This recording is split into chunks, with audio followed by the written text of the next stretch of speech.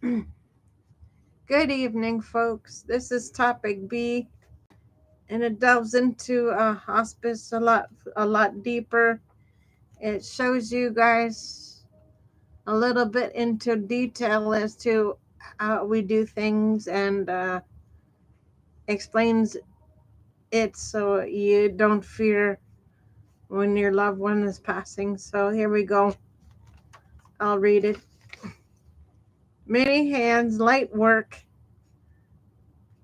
How hospice can teach us to stop fearing death by Tara Schaefer shares a deeply personal story about the author's grandmother's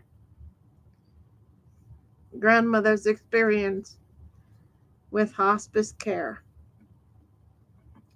The author reflects on how hospice care helped her grandmother maintain her dignity and quality of life during her final days.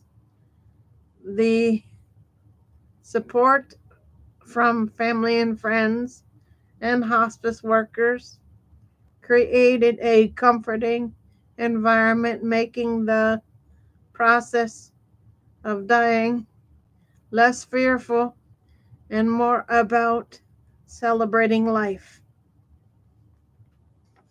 Okay, the story emphasizes the importance of community and the profound impact that compassionate care can have on both the patient and their loved ones. It's a touching reminder of how we can all contribute to making the end of life experience more meaningful and less daunting for someone. Like I said in other videos, make it personal. If you have the time, sit down with the person that's passing, give them a piece of paper, let them write it down for you, and then discuss it on what they want, like music in the room, certain blankets, certain, pajamas. You have to get them involved in the process of what's going on. If they don't like institutional sheets, get them colored ones. Ask them what their favorite color is. Ask them how they want to go. Some people go with lotion on their feet. Some people go before they go. They drink strawberry daiquiris and eat cheeseburgers. Um, just depends. I've had people go with good and plenty's in bed with them. It just depends on what they pick, on how they want to do the process. But us as end of life people, we're here as facilitators. We're here to make the process a lot more personal, a lot more meaningful. Give them dignity at the end of life.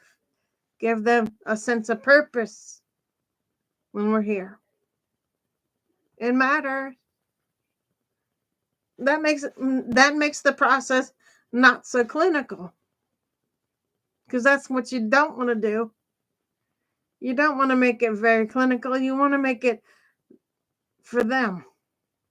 You want to make it on their terms.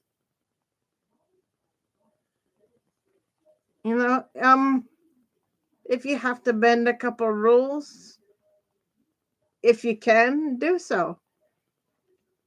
I mean, in the planning of somebody's end of life care, there's a little window where you can make that adjustment if need be. You have to. It doesn't have to be a clinical process. I've seen some people before they pass, Get up and do jigs, dance around the room.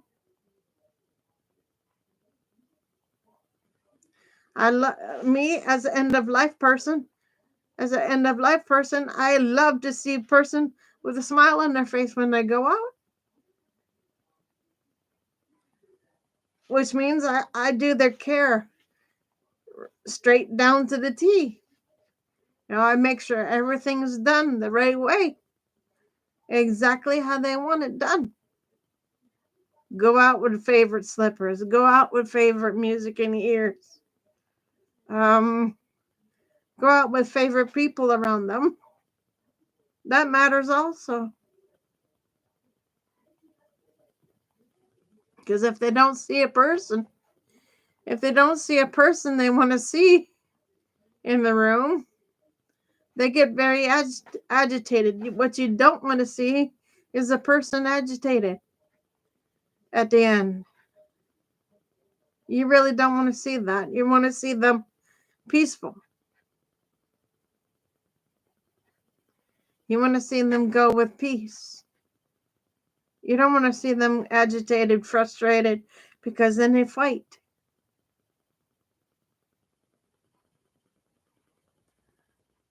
For me, it's a little different because I did my family, one of my family members care for her at the end of life. Now that meant I had to wear two hats, be the niece and the end of life person. For me, that was tough, but I did it. And I did exactly what she wanted to. Down to the T.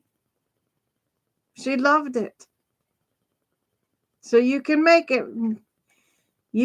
that process as meaningful as possible for someone if you know how to do so.